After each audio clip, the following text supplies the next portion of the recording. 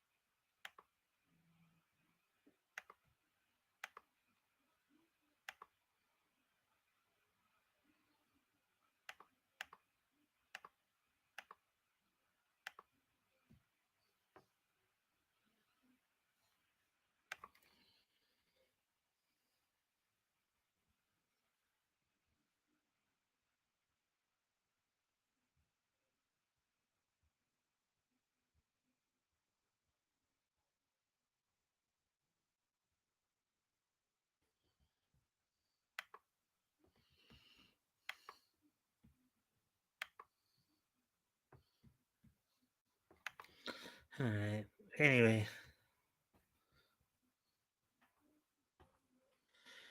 Hey, Mike. Hey, Lorenzo.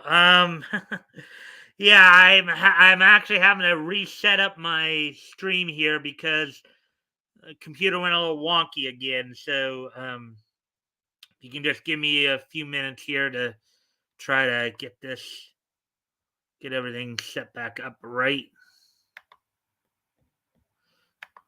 All right, so let's see now.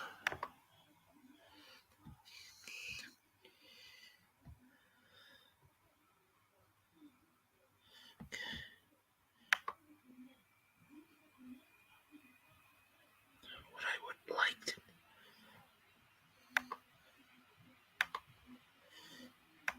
No, because.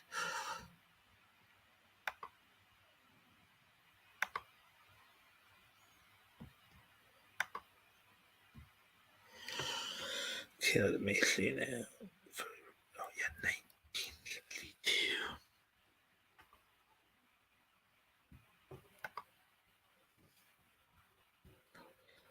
I freaking want, you know what I freaking.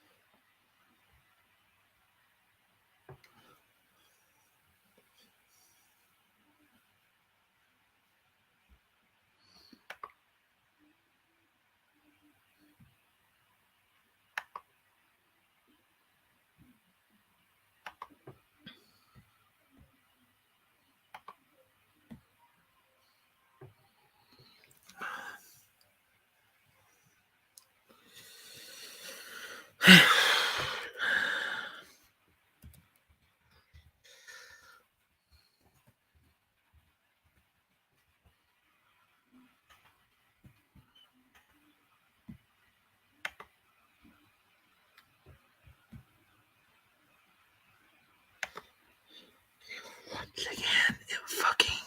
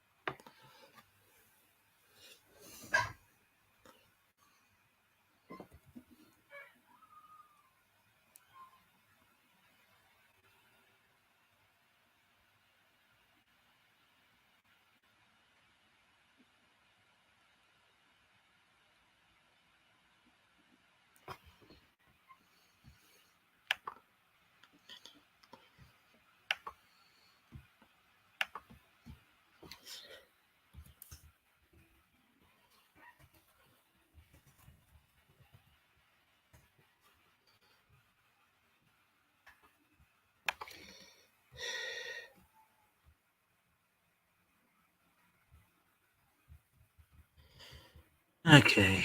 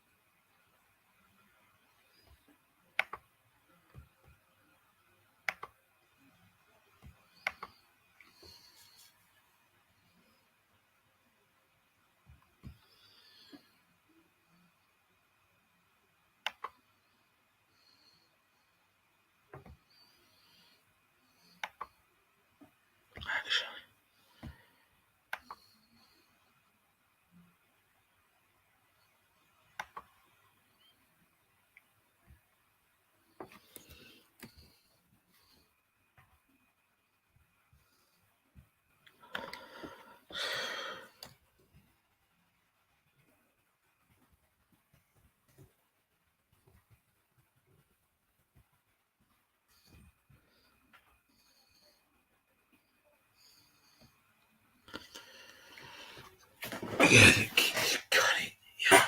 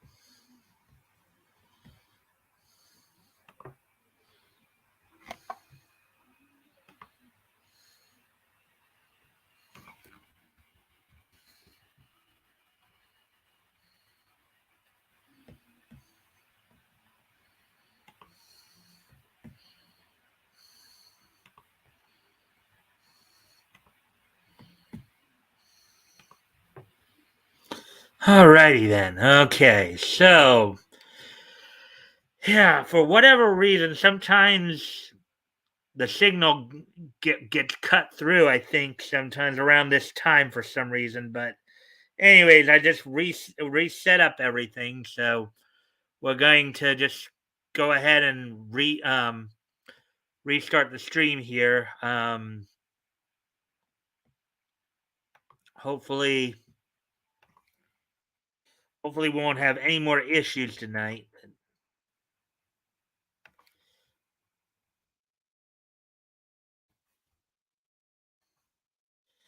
Anyways, thank you for being here. If you can like and share it again, that'd be appreciated. I just deleted the other stream and just put up a new one here. So let's see now. All right. Well, again, we're gonna have like 4 articles we're gonna go through, all from Bounding into Comics, 2 comics related, 2 anime related. I'm just gonna go right into them because we had already started this. So, anyways,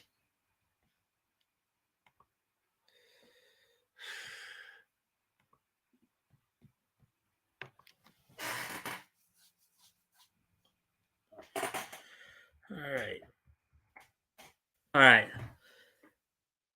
So here's the first article we're going to go through tonight. Superman's new enemy is fake news. YouTube's Yellow Flash shares his thoughts. Baby Augustine is the author, published last Friday, the 25th. Okay, so when you contemplate Superman's biggest weaknesses, you tend to think of kryptonite, magic, punches from Doomsday, and Darkseid's Omega beams. There have been others, but they're mostly lost to history. DC Comics has typically left it up to whoever the writer is who comes along at the right time to conjure up new vulnerabilities and threats to the Man of Steel. Never seen before, and often, as noted, the idea is later nullified and later forgotten, which we hope will happen now with this woke baloney that we've been seeing of late. Um,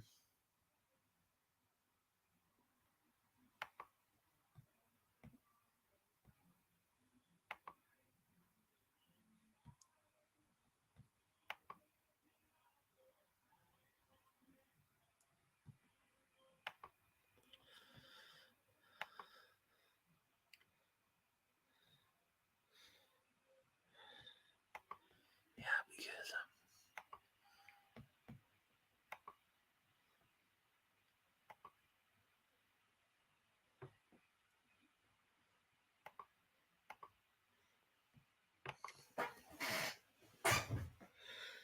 DC Tom. Okay, okay.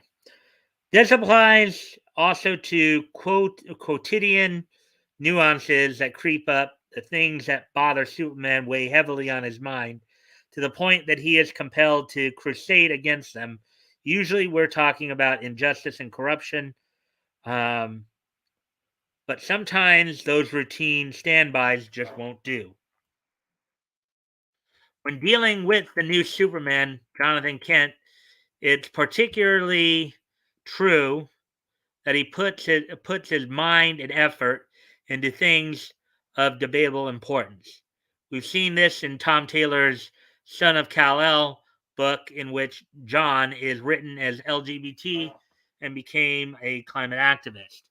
And as I said before on this, we know, and I know many commentators have mentioned that Superman has the ability by himself to be able to fix all that in one fell swoop. Um, but for whatever reason, they don't seem to get that. SJWs don't seem to get that. I do remember a Super Friends episode, a Super Friends episode from the 1973 Super Friends cartoon in which Superman, Flash, and Aquaman all went to another planet and did just that. They fixed their climate issues pretty quickly there. And if you haven't already, if you can like and share the stream and see if we can get some more friendly people in here, that'd be appreciated. Hopefully, whatever happened earlier won't happen again here. But anyways, in issue number 9, Taylor gives Jonathan a new obstacle relevant to our times to sort out: misinformation, otherwise referred to as fake news. Propaganda plagues Jonathan more than most heroes. Theoretically, because the young and tech savvy second generation hero is more of a public figure than any other, and he is supposed to be. Now, mind you, considering that Clark is full Kryptonian, he could theoretically be tech savvy as well. So without going all freaking woke. So he is left open then to half truths and lies in negative press peddled by his enemies. Take Wildstorm villain Henry Bendix, for instance. In the issue, he manipulates footage to tarnish Jonathan's image when he was only trying to do the right thing. Now, mind you, this is not anything new. Villains have always tried to do that, particularly those villains who may be in power. We actually saw this in the Justice League Unlimited episode, in which Captain Marvel had joined the League, and we got to see a replay of the Superman Captain Marvel fight, basically in that thing. Superman had thought there was a bomb planted in Lexor City, but turned out that it was an energy source.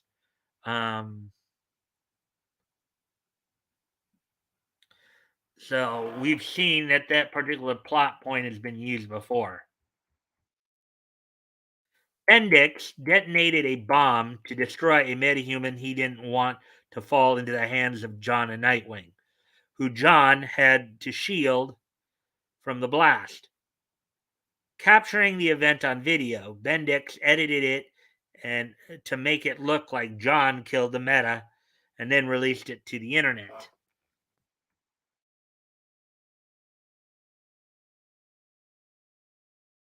Comic industry pundit Yellow Flash caught wind of Superman Son of Kal-El number 9, and he isn't buying its premise, believing Tom Taylor, whom Yellow Flash is no fan of, is inserting his own experience with social media and biases into the narrative, which I do think many of us seen that and have agreed with that. So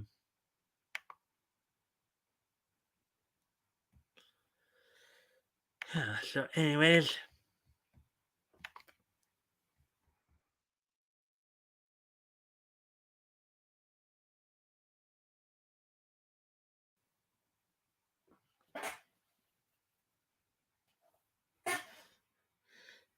quote, this makes me laugh because a lot of people make fun of comic book pros for writing awful stories like this, particularly Tom Taylor, who has a lot of people making fun of his the things he writes in his books, because most of the time his writing is awful like this, said Yellow Flash. And I know Yellow Flash is no fan of Tom Taylor. He's talked about that several times before. And I know Yellow Flash has also been covering how the sales numbers have even reflected that on Tom Taylor's run here on Superman Son of Kal-El, how they've been dropping, like how the sales numbers have been dropping like a rock according to the ICV2 charts. Quote, this is just another example of how bleep American comics are, bleep, unquote, rather. He adds before postulating that Bendix and outlets who pick up his story are going to be caricatures of Fox News, Ben Shapiro, and similar center-right news networks. Mm-hmm. Yeah, which is the leftist media's attempt to smear the right to make it easier for them to push out their propaganda.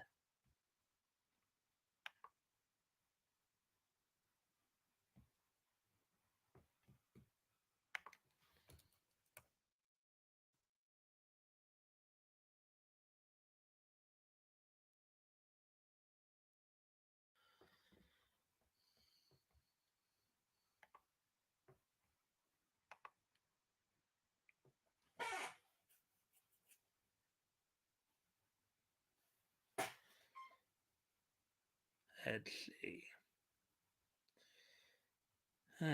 Yellow Flash then recalled Taylor's run on X-Men Red, where the big threat was, quote, and I did watch this video of his before, so I remember all this too.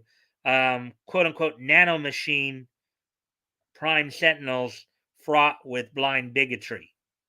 They were defeated by a mutant who stored up quote unquote online hate. She released to kill them all. All right.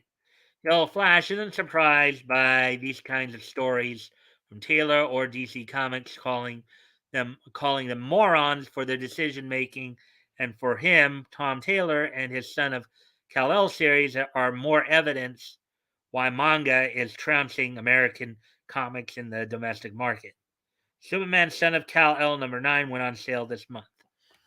All right. So anyway, so we got through that story now. Let's see.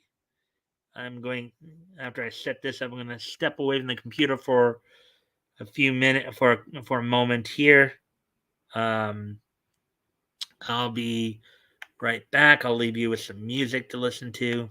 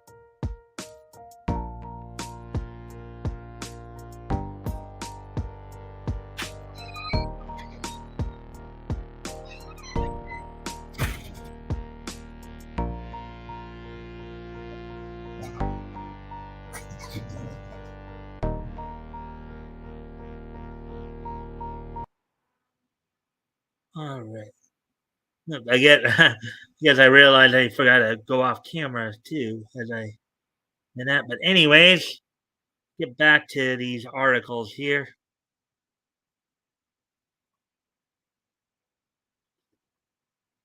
All right, so here's another article that here's something I know has been getting I think talked about a bit this evening, um, as it were.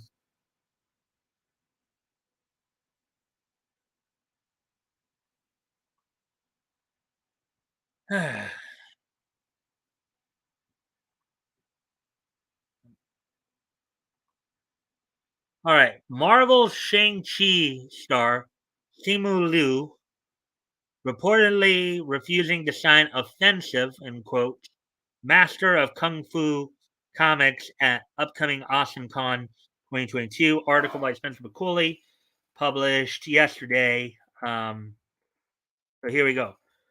Marvel's Shang-Chi and the Legend of the Ten Ring star has reportedly made it clear that he will not be signing any issue of Master of Kung Fu, the series in which the hand to hand combat master made his debut. During his upcoming appearance at this year's entry of AwesomeCon, out of a concern that such comics are offensive. Oh boy. Oh boy. Okay. Let's see what he's trying to say here.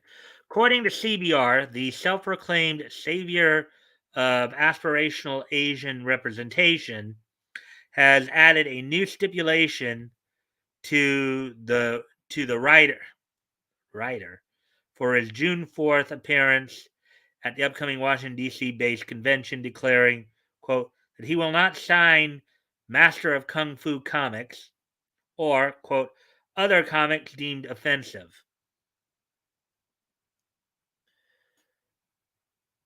All right, and that kind of sounds kind of dumb, but so the comic book news outlet did not identify what specific content Liu has taken issue with. Given the recent discourse surrounding the classic Marvel series, it's likely the actor has subscribed to the belief that its depictions, such characters as Shang-Chi and Fu Manchu, despite them being portrayed as a hero who rebels against his evil father and an awesomely skilled evil mastermind, respectively, are nothing more than shallow racist characters. Oh, all right. That's kind of dumb, but uh,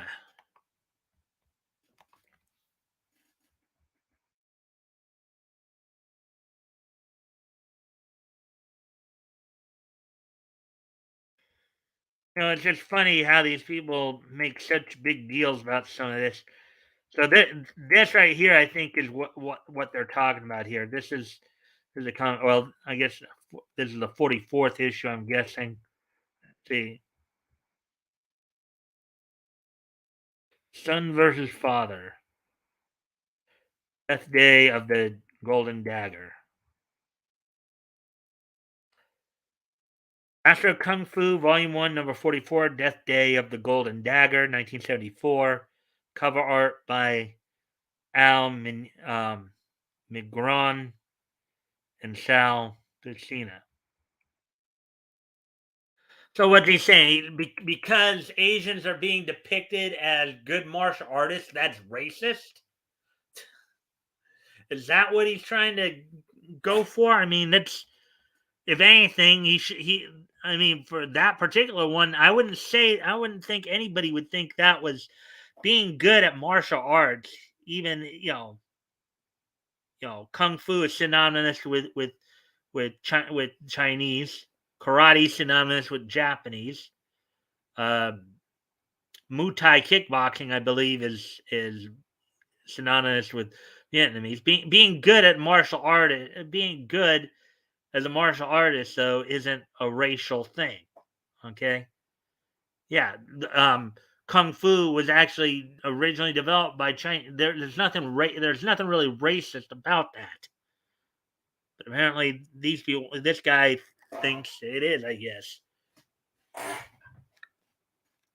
this is far from the first time following his casting as Deadly Hand that Liu has taken an eye-rollingly performative action to position himself as a properly socially conscious quote in smaller quotes champion for acceptable Asian representation. I wonder what these people think is proper Asian representation then.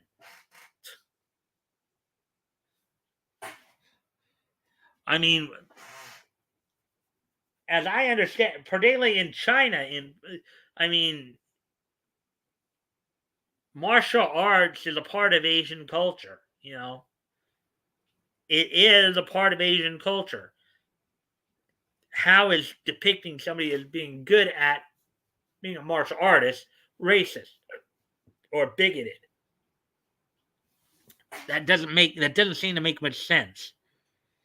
In light in light of the news that the television series in which he gained attention for Kim's Convenience had been canceled by the Canadian Broadcasting Corporation, Liu said he resented the show's quote overwhelmingly white unquote producers because they did not take input on the scripts from the act.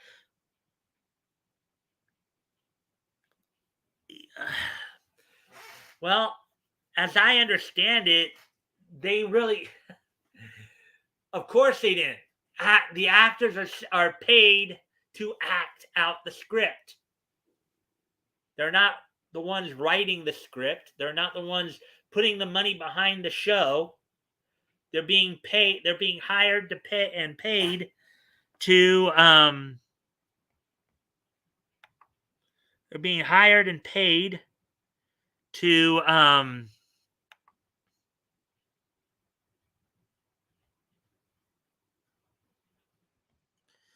They're basically being hired and paid to act out the script as written. If they don't like it, they don't have to. They don't have to.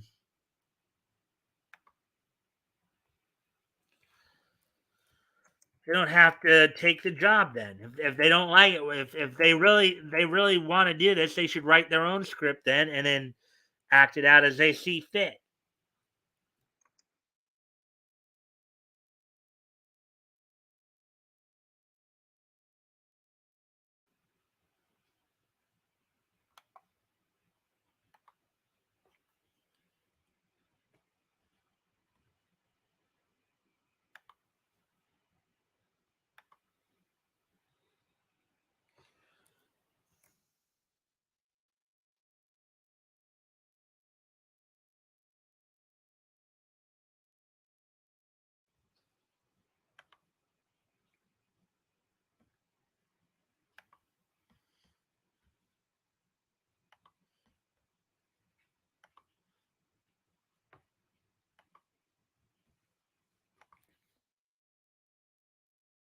And here's a picture of Kim's Convenience, Canadian Broadcasting Corporation.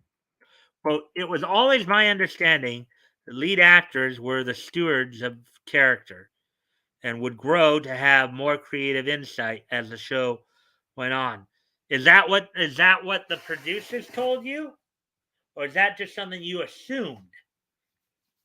If you're assuming that, then you're you know the old saying about when you assume.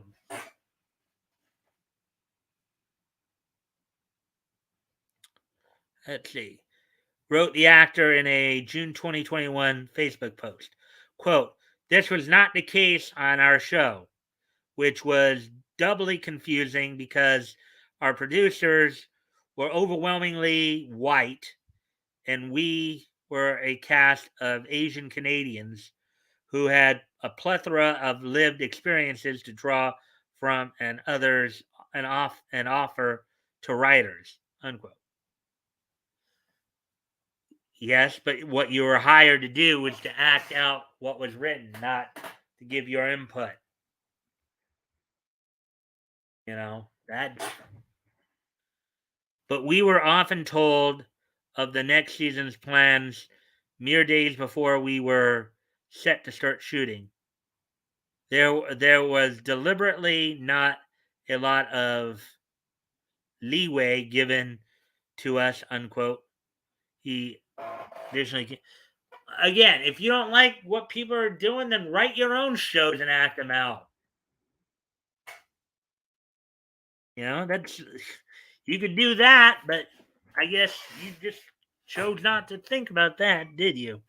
2 months later, Liu took a disingenuous issue with comments made by Disney CEO Bob Chapek during company's Q3, quarter three, third quarter earnings call, wherein discussion of the decision to release Shang-Chi and Free Guy to Disney Plus after only 45 days in theaters, and the executive opined, quote, "Oh, Shang-Chi, we think it's actually going to be an interesting experiment for us," unquote. Quote, "Because it's got only a 45-day window for us," unquote. He added, quote, "So the prospect of being able to take a Marvel title to service after going theatrical with 45 days will be yet another data point to inform our actions going forward on our titles," unquote. I just restarted the stream, but what was happening though was,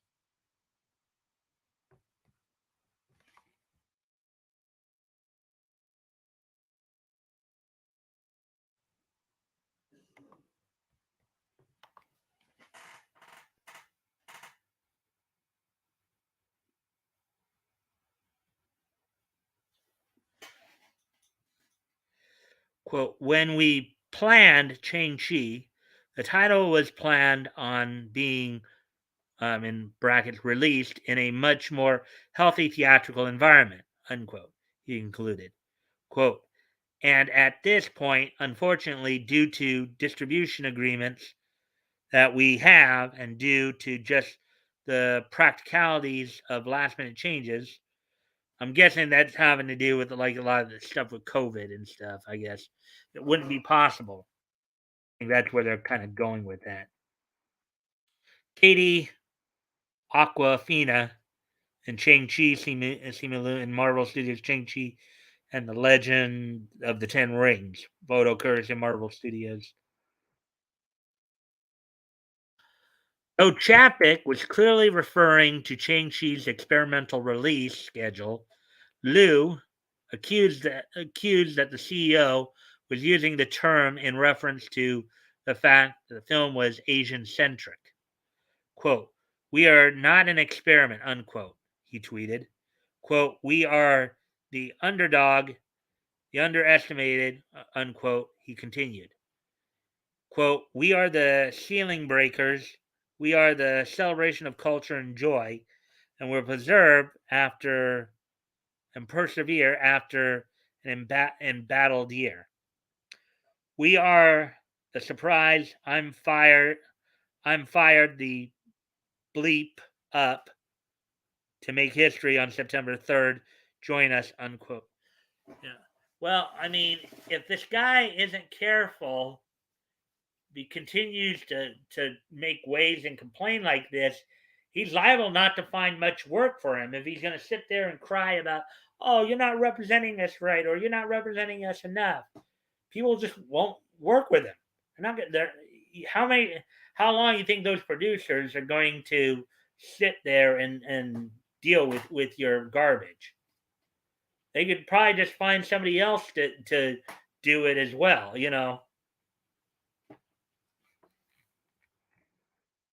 They're hired to act. No, nothing more, nothing less.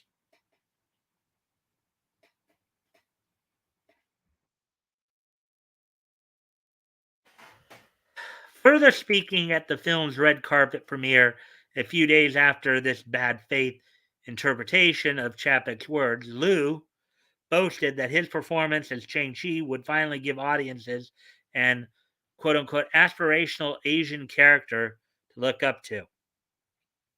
Quote, "It's a beautiful and exciting new origin story for this character that a lot of the world hasn't heard of before. Liu told Total Film magazine, quote, and it means that kids growing up today will have what I didn't, which are characters that are aspirational and also reflect their lived experiences. Doubling down on his undeserved declaration of himself as a historical figure in both Asian and modern cinema in Asia in general, Liu would assert in September 2021 Reddit AMA, quote, in 2012, when I first started out, I thought that maybe if I worked really, really hard, I could be a guy that gets beaten up by one of the main characters one day.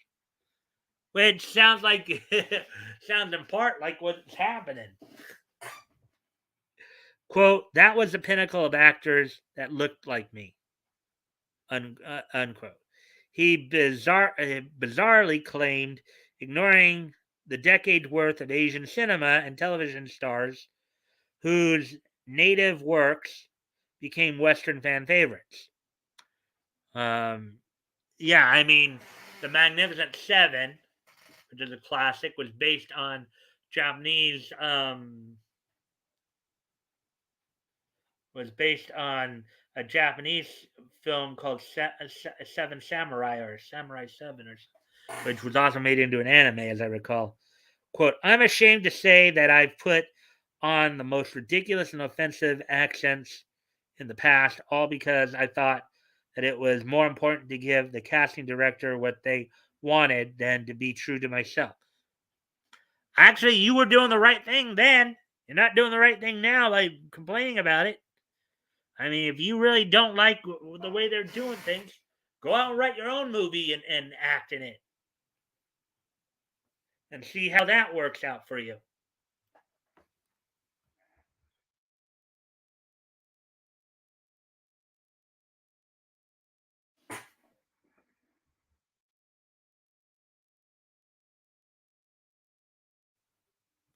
Hey, Lorenzo. South Asian and Chinese martial arts may have influenced each other. There are different races in South Asia and yeah, I know that, Lorenzo. I was mentioning that earlier. Basically, it almost sounds like, from based on what he was saying earlier in the article here. I think this guy was basically saying that depicting Asians as good martial artists is racist. That's where I think that he was going with his point here. Apparently, depicting Asians as good martial artists, when many of the martial arts that we've heard of, from karate to kung fu to Muay Thai, kickboxing to aikido, judo, jujitsu, wushu, any and all forms.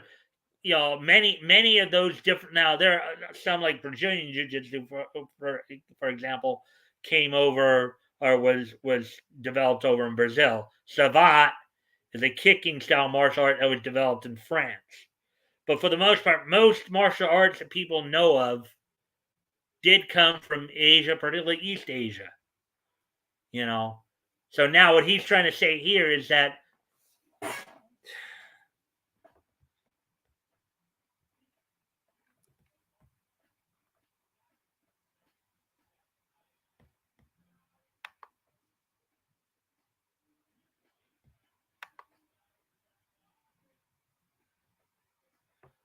oh boy, don't like seeing that.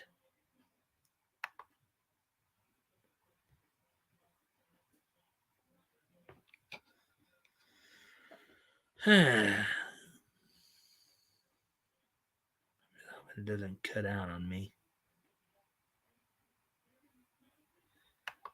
And I'm seeing my little signal icon again on the StreamYard here telling me that the signal's unstable, which I'm not happy about.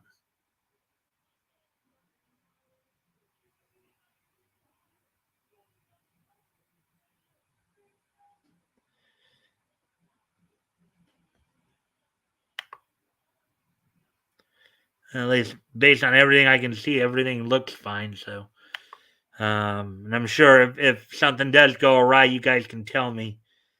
Hopefully, I'll see it before.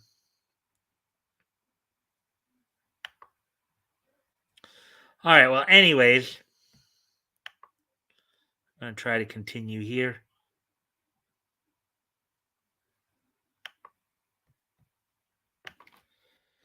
He continued, over time, as I toiled about in the industry and struggled to find my footing, I started to realize all the ways the industry discriminates against us and what we needed to become the masters of our own narrative.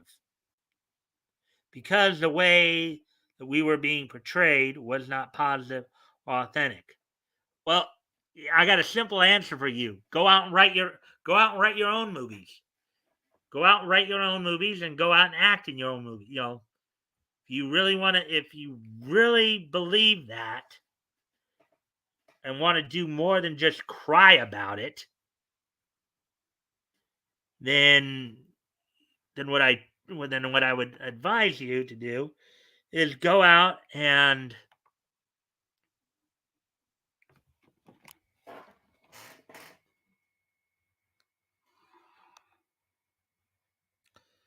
I advise you to do, Mister Samulu, is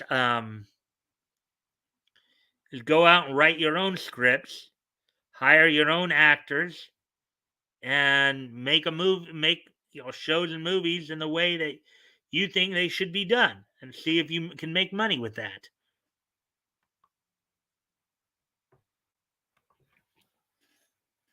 Let's see.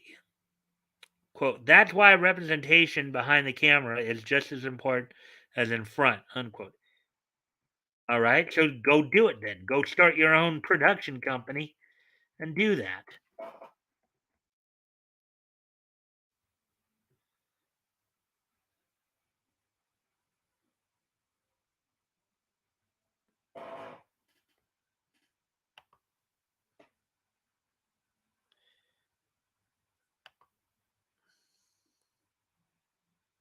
Alrighty then.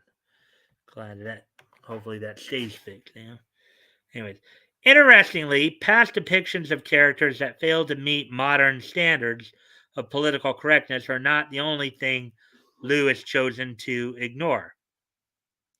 um, ignore in recent months, as outside of two vague tweets attempting to deflect the subsequent attention given to him, actor as well as Disney has remained silent on a slew of previously comments wherein he penned a self-described quote sympathetic post towards the P word. What do you make of Lou's refusal to sign any issue of Master of Kung Fu? Let us know your thoughts on social media or in the comments. I think he's being ridiculous. You know, I mean, if I mean that's going to ultimately probably lose him money because because if people know that ahead of time, know that he's going to refuse to sign a comic, and if that happens to be a person's favorite comic or whatever, um, they're just gonna say, okay, fine, we don't need his autograph. He doesn't want to sign it. Fine, we'll go somewhere else. Well, maybe somebody else, maybe one of the guys who actually originally wrote the comic will want to sign it. We won't pay him the whatever it is 35, 50, 100, 150, $200 for that autograph. And we'll see, if enough people sit there and do that and just say, okay, fine, you don't want to sign my copy of Master of Kung Fu? Fine. I won't I won't bother you then. I'll just, you won't get my money. That's the attitude a lot of people might end up taking. Anyway, now we're going to move on to the next article here. We're going to start, doing some a couple anime articles here.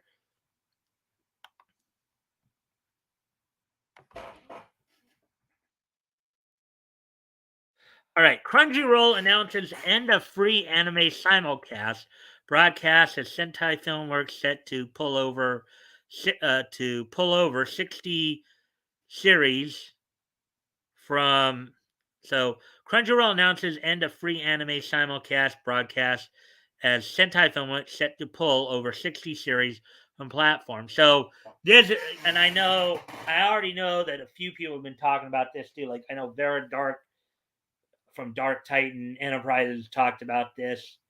Um, this is not making, this is kind of the danger a lot of people were seeing, when Sony was buying up Crunchyroll and Funimation and all that, thus creating a monopoly. Now, Sentai, of course, um, has its own streaming platform in High Dive. Um,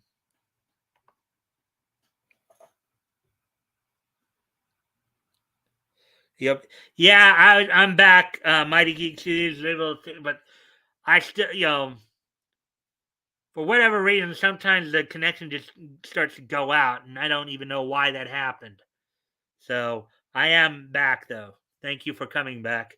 Um, Anyways, we're getting into the anime anime stories now. So I just finished the two comic related stories, so we're gonna go ahead and get into this.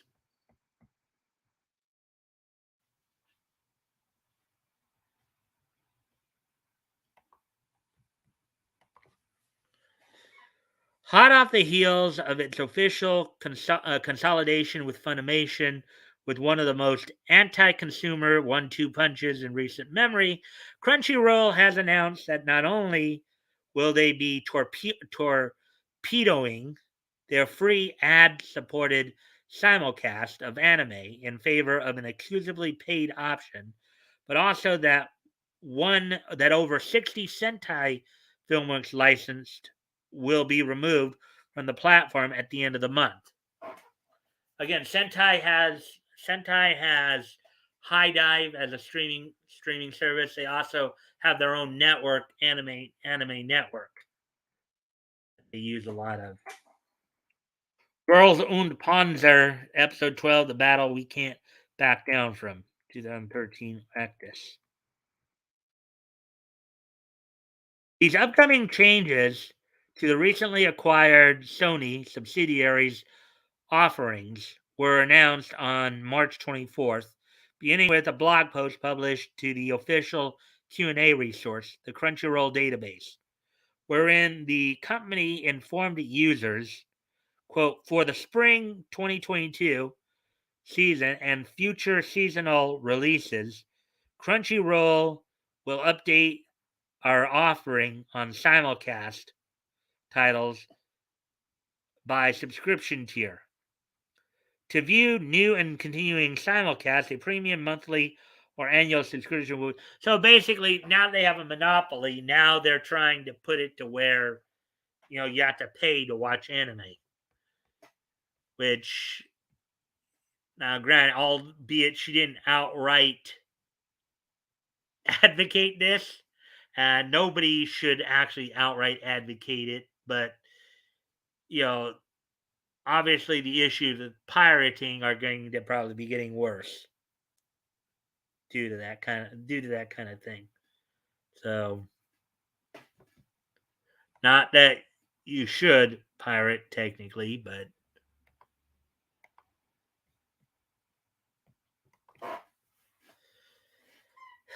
let's see. These upcoming changes to the recently acquired Sony subsidiary. Oh wait, did I just? Oh yeah, actually we just read all that. All right, so moving on to the next paragraph here. Quote, we will no longer be offering simulcast episodes 1 week after release as an ad-supported free viewing option, they added. Quote, for continuing series, ad-supported viewing on any new episodes will not be available in line with the spring season. However, previously published episodes are still available to all user types. However, the company then noted that this new rule would come with a handful of exceptions, as in promotion of each round of, quote, new seasonal simulcast, we will be offering initial episodes of select titles as part of a, quote, season sampler for free viewing for a limited time, unquote. According to Crunchyroll, the sampler for the spring 2022 season will include Spy Family. And from what I understand, I think that X there is more like a punctuation mark. I know some people will, and I've seen something, but from what I've heard, like Spy Family, Hunter x Hunter, that X is like a more like a punctuation mark than anything else when you read it. So a couple of cuckoos, Dawn of the Witch, Tomodachi Game, Skeleton Knight in Another World, Shikamori's Not Just a Cutie, The Greatest Demon Lord is reborn as a typical nobody, trapped in a dating sim, the world of Otome games is tough for mobs.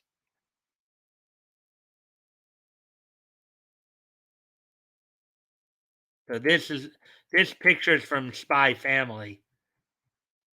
And from what I've read on that, that's actually a pretty interesting anime. So, quote, the first 3 episodes of these spring titles will be available for free ad supporting viewing 1 week after their subscription only premiere until May 31st, unquote. So,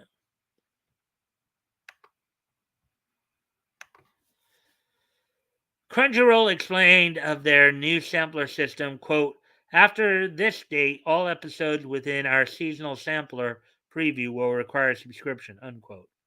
Further, in a separate blog post published that same day to the Crunchyroll front page proper, the streaming service revealed that only over 60 titles would be quote leaving Crunchyroll on May 31st. These titles, let's see, Akame ga Kill, Amagi Brilliant Park, Anonatsu de Madoru, Bang Dream Season 2, Beyond the Boundary, Black Bullet, B Tomb, Chivalry of a Failed. And I do believe a lot of these are basically Sentai titles, Sentai licensed titles. Diabolic Lovers 2, More Blood, Familiar of Zero F, Flowers of Evil, Food Wars, Shugeki no Soma, Food Wars, the second plate. And I don't know how that's also going to affect the Toonami schedule and Toonami's, albeit from what I've been hearing, one of the things I was reading recently, I think Toonami, Jason DeMarco, and them are trying to produce more and more of their own shows and not just get licenses from. Let's see, as it continues here, Gate, Girl und Panzer, Golden Time, Hakkuden, Eight Dogs of the East, season 1. I think that's the newer one. There was an older one from back in 2001, but there's a newer one. This might be the newer one. Hakkuden, Eight Dogs of the East, season 2. Haven't you heard? I'm Sakamoto. Um, Haneko, the Hentai Prince, and the Stony Cat. Himoto Umaru-chan. Hozuki's Cool Headedness 2. Infinite Stratos. Is it wrong to pick up girls in a dungeon? This is from Is It Wrong Girl Pick Up Girls in a Dungeon um, to episode 11, Armies Advance Rakia Basic. Is the Order a Rabbit? Is the Order a Rabbit season 2? Kids on the Slope, Kokoro Connect, Listen to Me Girls, I'm Your Father, Little Busters Refrain, Love, Chunibyo, and other Excuse me a moment, folks. I gotta check something here. I'll be right back. Put on some music for you while I'm gone.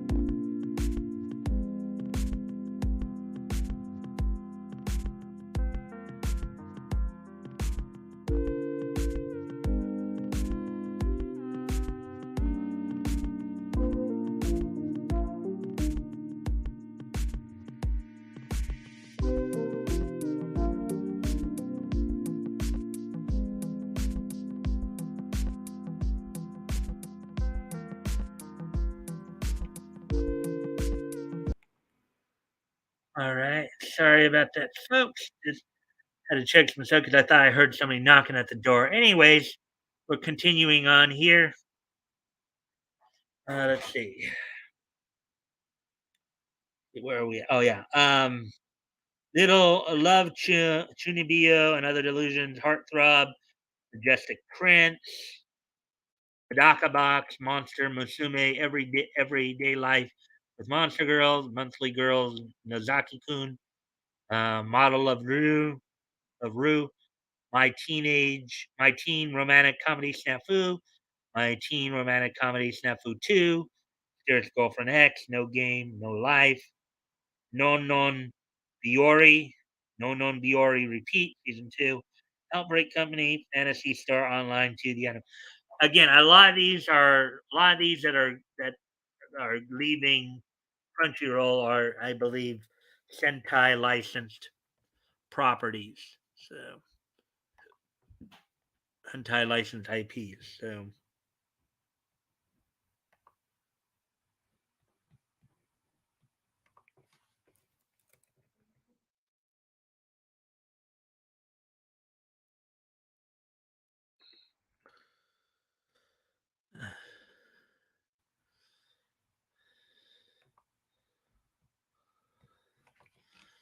Say I Love You, School Live, Sunday Without God, Tanaka Kun is always listless, The Pet Girl of Sakuraso, To Love Ru Darkness, To Love Ru Darkness 2, Ushio and Tora, Uta Wararu Mono, The False Faces, Watamote, no matter how I look at it, it's you guys' fault. I'm not popular. Wolf Girl and Black Prince, Young Black Jack. Though no official reason was given for pulling of these particular titles, given that all those set to be removed are currently licensed for foreign distribution by Sentai Filmworks, it's likely this move was done in order to bolster the library of the company's own High Dive anime streaming service itself, now standing as arguably the only major competitor to Crunchyroll Funimation. Interesting. Now it sounds like Sentai might be looking to become a direct competitor. Kind of funny because when ADV was still around, they were actually the first company that was doing more of the distribution. Um, of course, when ADV had Neon Genesis Evangelion, they were the main distributors. So, what do you make of these upcoming changes to Crunchyroll? Let us know your thoughts on social media yeah, I could see a massive I could actually see a massive departure in subscribers from Crunchyroll because of that. Because they feel they have a monopoly, so people might start going over to High Dive and watching content on there. That's most likely what's liable to happen. So anyways, moving on to the next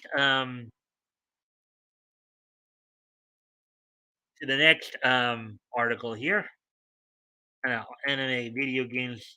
So One Piece Odyssey JRPG announced will feature an original story as well as new character and monster designs by Ichiro Oda. Um, Article written by Ryan Pearson, published today.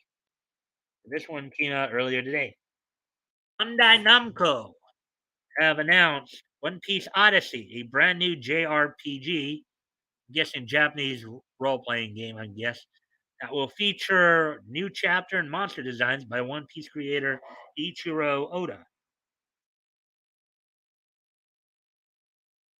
While only a scant few details for One Piece Odyssey are shown in the announcement trailer and subsequent descriptions in the video, in parentheses here, and subsequent descriptions in the video official website on parentheses, um, the Straw Hat Pirates have become marooned on a mysterious island filled with bizarre and dangerous wildlife. Worse still, the crew are separated, even Luffy and his hat. Um, Players must help reunite the crew, fend off wild animals, and deal with the threat of new characters and the strange cubes which litter the land.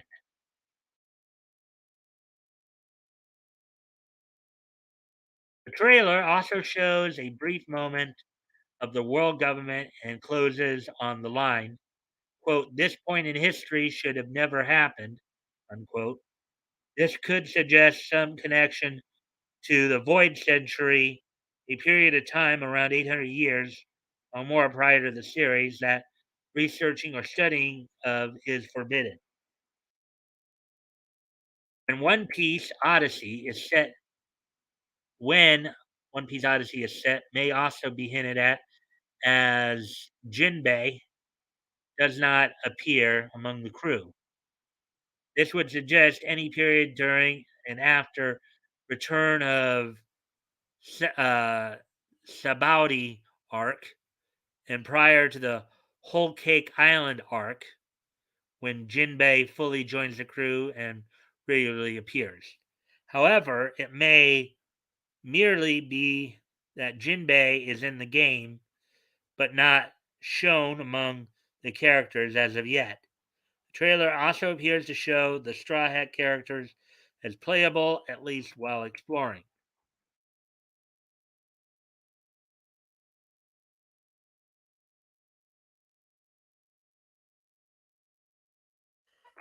Let's see.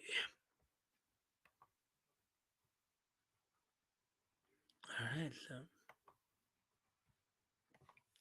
One Piece Odyssey will be developed by Ilka Incorporated, who recently developed Pokemon Brilliant Diamond and Shining Pearl and acted as support studio for Dragon Quest 11, Nier Automata, and Ace Combat 7 Skies Unknown.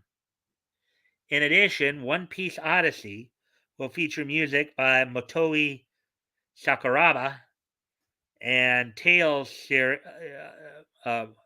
music by Motoi Sakuraba of the Tales series, along with works in Super Smash Bros., Ultimate Dark Souls series, and the upcoming Valkyrie Elysium. Rather.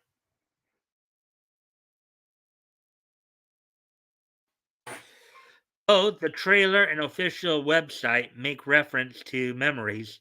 The website features the tagline, "Adventures are never forgotten," while the trailer states, quote, "Let's travel to the heart of memories."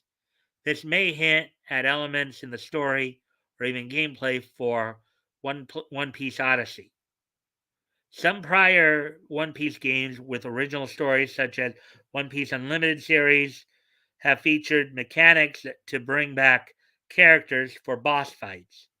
No past foes are seen in the above trailer aside from Smoker, seemingly in his post time skip design based on his hair.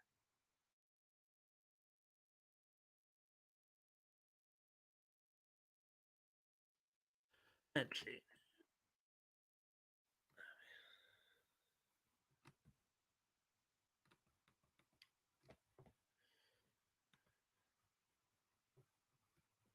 Well, it's nice to see at least one other person watching this. So hopefully,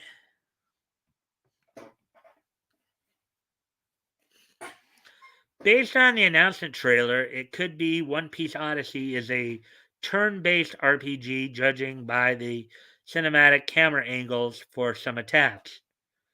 We also see blue energy connecting between Luffy, Zoro, and Usopp before they launch an attack, suggesting some kind of joint special attack.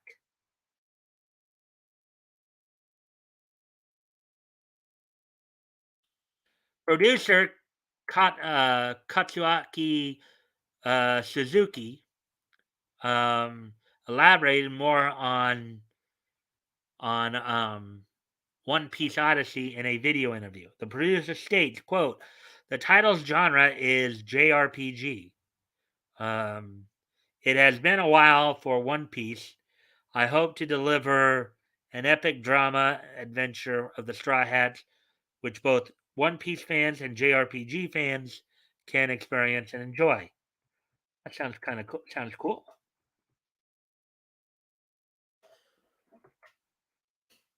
Alongside Suzuki's commentary, we get some more game footage. At one point, an enemy is seen reacting to Luffy with an exclamation mark over their head, suggesting contact with overworld foes, leading to a battle screen and further reinforcing the turn based RPG theory.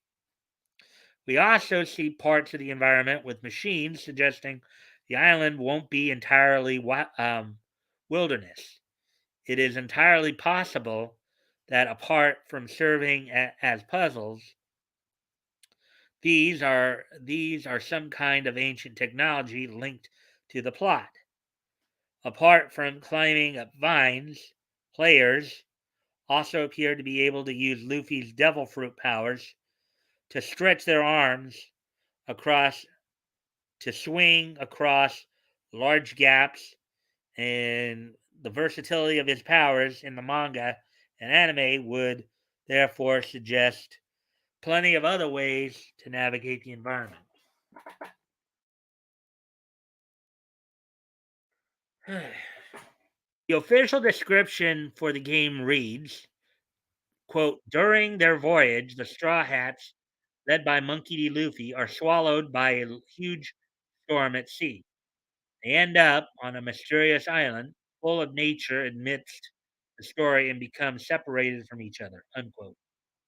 It adds, quote, the crew sets out on a new adventurous journey filled with wonders of a raging nature, powerful enemies, and strange encounters with island locals. Work together with Luffy and his crew to sail once again, unquote. Along with the ability to play Luffy, Bandai Namco revealed players will also get to play as Zoro, Nami, Usopp, Sanji, Chopper, Robin, Frankie, and Brook.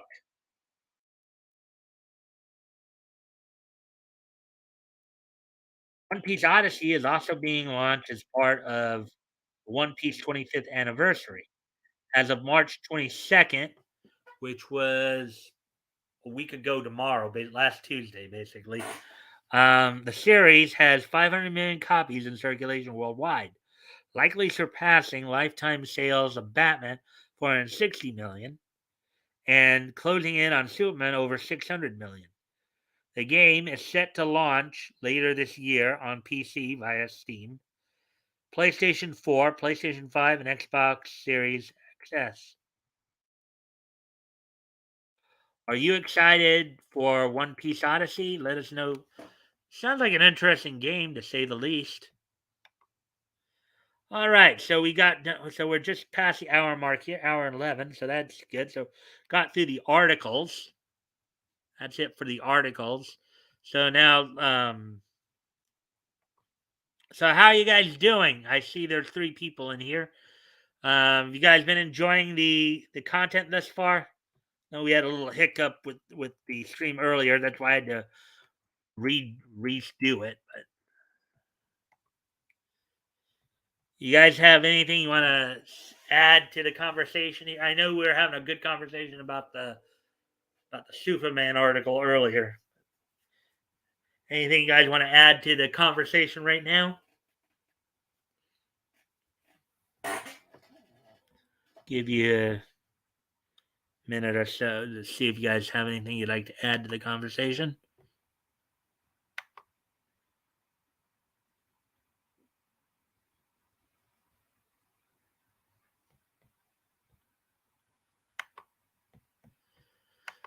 Let's see.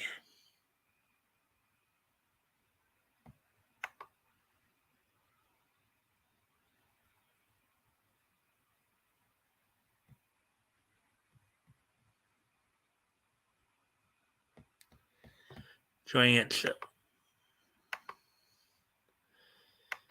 Enjoying it so far. Okay, well that's good to see.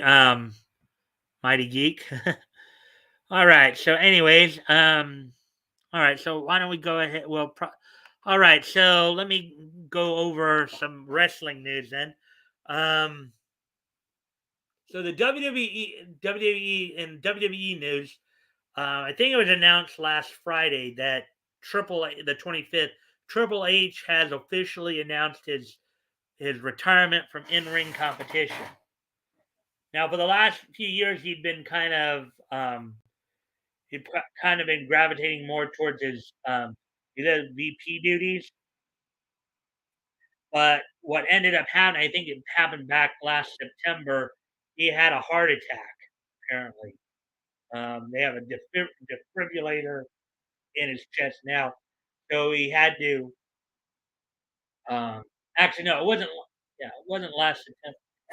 As far as Superman goes, far as fans are concerned, it's Clark Kent or nothing. Yeah, I would have to agree with you there, Mighty Geek. What they're doing with Jonathan here, what they're trying to pull with it, you know, that thing. So that I would have to agree with you there on that one. Anyways, yeah, but anyways, yeah. So Triple H announced his retirement this past Friday due to the fact that he now has a defibrillator in his chest. He has heart issues. Um, Now, whether or not he'll be involved in wrestling, obviously he retired from in-ring competition. He still may be doing work behind the scenes or doing work with, like, in his role as executive VP of the company.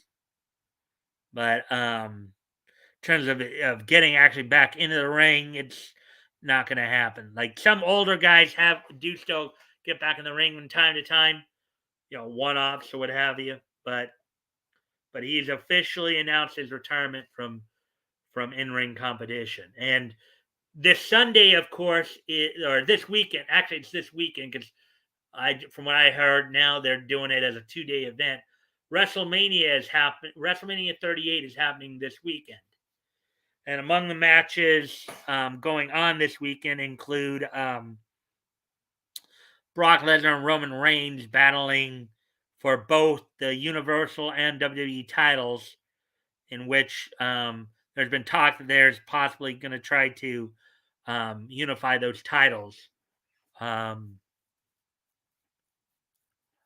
among other news, actually one of the things that a lot of fans have been like complaining about, as it turns out, as it has turned out, this year's WrestleMania will not have a secondary title defense at all over the weekend. Both the United States and the Intercontinental titles are not going to be defended at this year's um,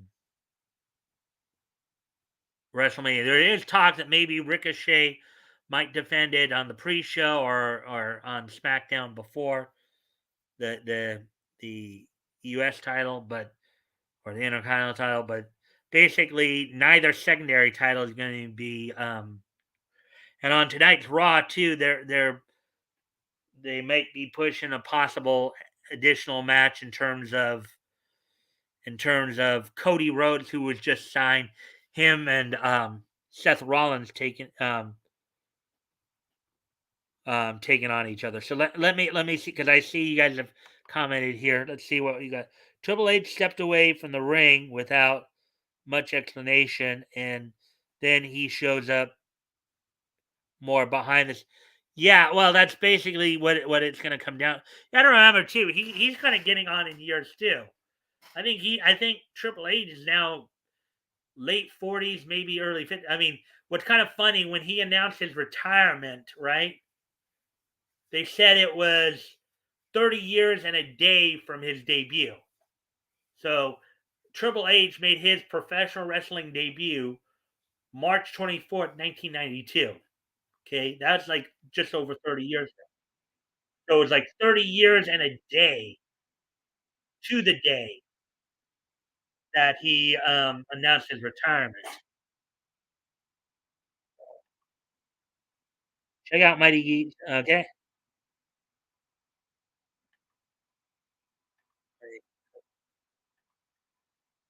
All right. So let's see. So yeah, and right now this week, of course, all the WWE programming is going to be trying to build up towards this weekend's WrestleMania, which is a two-night event this year. Um, and there's also talk that the Andre the Giant Battle Royal, which had been a staple for the last few years at WrestleMania, is now being moved to SmackDown, I believe. So it might be happening on SmackDown. Um, aside from that, of course,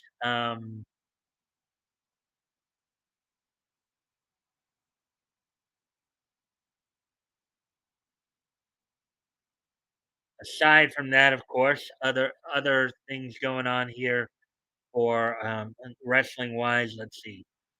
Um, on Impact Wrestling, this Friday they'll be having an event in Dallas, Texas. They call the multiverse matches, in which on the card, X Division champion Trey Miguel will be defending the X Division title in a triple threat match against Ace Austin and Speedball Mike Bailey. Let's see.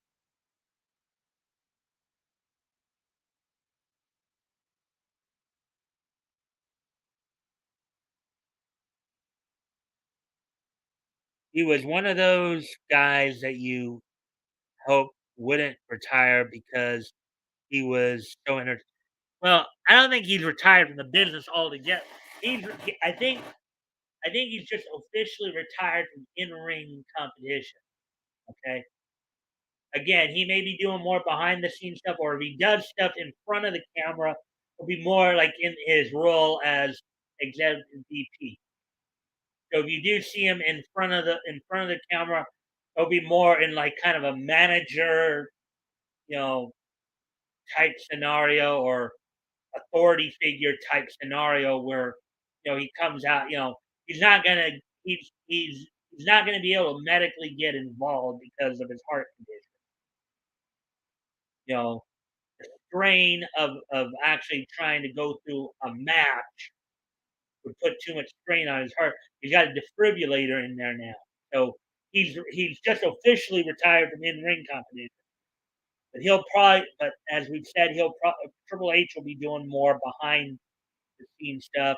If he does have a a role in front of the camera, he'll be more in the guise of like an authority figure type thing.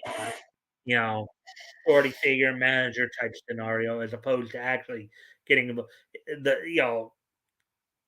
he's not going to be able to go through matches. He might get a sucker punch in or something like that, but that's about the extent of his physicality that he'll probably be allowed to do because of his heart condition. So, um, that's pretty much. Let's see. Going back to Impact though for a moment. This Friday, as I said, they're having an event called the Multiverse of Matches. I've already talked about the one match. That's in another match. Eddie Edwards, who is now the leader of the group known as Honor No More, which is a group of former Ring of Honor wrestlers who basically invaded Impact and won a match at No Surrender, in which they got to stay on Impact. Um, he'll be taking on New Japan's Ishii in a match there as well. This is, I think, an Impact Wrestling IPWF um, combined card. As I think, from what I understand, a number of different promotions are engaging at this show in Dallas this Friday. And then later this month, of course, on the 23rd, which is 3 weeks from Saturday, they'll be having their Rebellion pay per view, in which um, Moose, the current Impact World Champion, will be defending his title against Josh Alexander. And there's been a lot of heat going on between those two, as Moose, as a way to try to get into Josh Alexander's head, has apparently been starting to stalk his family, stalking Josh Alexander's wife, former wrestler Jade Chung, um, and his kid. So there's been a lot going on with Impact. I don't know more, and this going on as well. And then in NWA news, of course, I did mention last week about Crockett Cup, and I did give the results there. And thus far, since winning the junior heavyweight title, world junior heavyweight title, Homicide has proven to be a fighting champion thus far. As this past week, he's defended the title on Power against Austin Aries, who was considered to be the favorite to win the junior heavyweight title in that four-way match, and also had a successful title defense against ambassador of British wrestling, Doug Williams, who was involved in the Crockett Cup with partner Harry Smith as the Commonwealth Connection. So, and it looks like also Trevor Murdoch may be having an attitude change in a bit, as he's distraught over how he lost the NWA World Championship to Matt Cardona. So we'll be seeing more and more of that soon.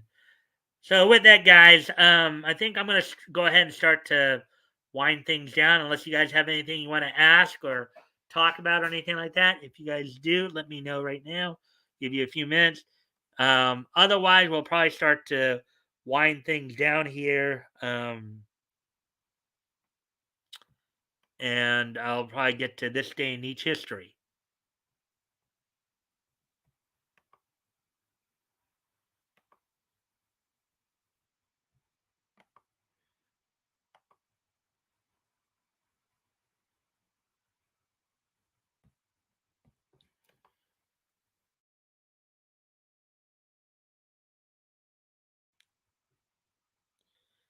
All right, want to give you guys a chance if you guys want to again ask anything or comment on anything before we start to wind down here. Otherwise, I'm going to go ahead and start wrapping things up and do this day in each history.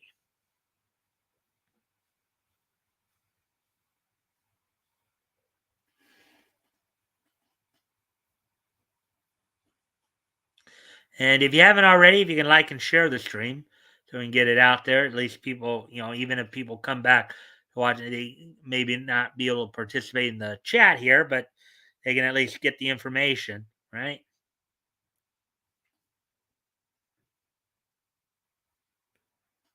I probably will.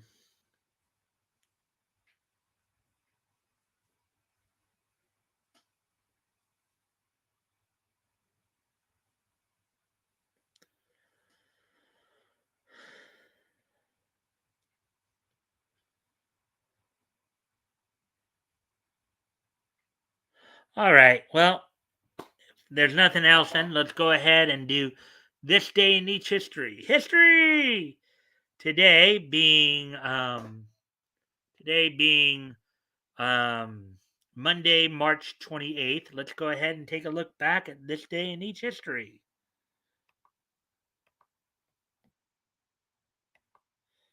And our first stop, we're going to head back 80 years ago today.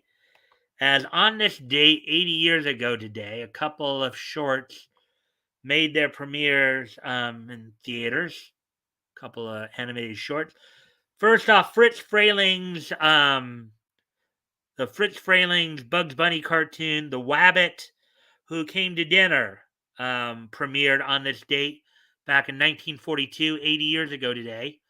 Also, Walt Disney Animation Studios' Stop That Tank, a wartime propaganda short directed by Ub Iwerks, premiered on this date. So on this date in 1942, 80 years ago today, Ub Iwerks' Stop That Tank from Walt Disney Animation Studios and Fritz Frayling's The Wabbit Who Came to Supper both premiered on this date. Also of note, Fritz Frayling was the guy who eventually teamed up with Dave DePatie to form DEI, which gave us, the 60s Pink Panther cartoon. So there's another little tidbit for you guys. So, anyways, with that, moving on to the next piece in each history. And this one, I want to wish a happy birthday to somebody. I'd like to wish a happy birthday to Terry Scott Zapinski. I know that name probably doesn't sound familiar to you, but you probably all know him better by his ring name, the Warlord. The Warlord, who is, of course, one half of the Powers of Pain tag team alongside the Barbarian. Um, I'd like to wish the Warlord, aka Terry Scott Zabinski, a happy 60th birthday today. He was born on this date back in 1962. So here we go with the Warlord. Now moving on to the next piece of niche history.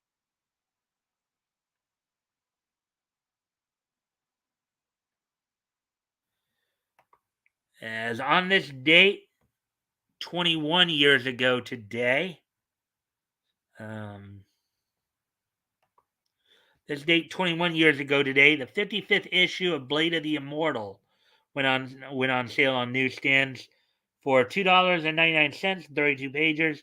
It was released by the Dark Horse manga imprint from Dark Horse Comics.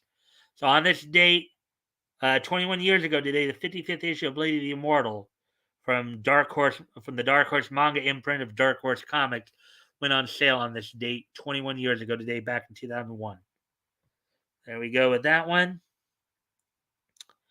And finally, on this date 5 years ago today, the following anime completed their runs on Japanese TV. Um, Aka 13 Territory. Let's see, Madhouse's Aka 13 Territory Inspection Department. Gohan's Handshakers, and Yaoyorozu's Kimono Friends all completed their runs on this date 5 years ago today in 2017. So um, so with that, guys, I thank you all for being here tonight. I'm sorry we had a little bit of a hiccup there earlier with the connection, but I'm still trying to figure out what's going on with that. Because sometimes that seems to be happening a bit where it seems like around this time, anytime between I don't know 6 and 9 my time, 6 and 9 Pacific, I always seem to have that little slight cut in there. Um, but for the most part, my system is working again. So, anyways, guys, I thank everybody for being here, and I thank you all for. I thank you guys. I thank you all for the likes and shares. Um, hopefully, we can have more people in here soon. Don't forget, this Friday, of course, is our weekly look back at historical comics, our historical comic retrospect. Batgo will be joining me, of course. This Friday, we start our coverage of December 1938 with comics that went on sale in December 1938, DC Comics. Um, and we'll be spending the entirety of April looking back at December 1938. So, anyways, guys, I hope to see everybody back here tomorrow night. Bye.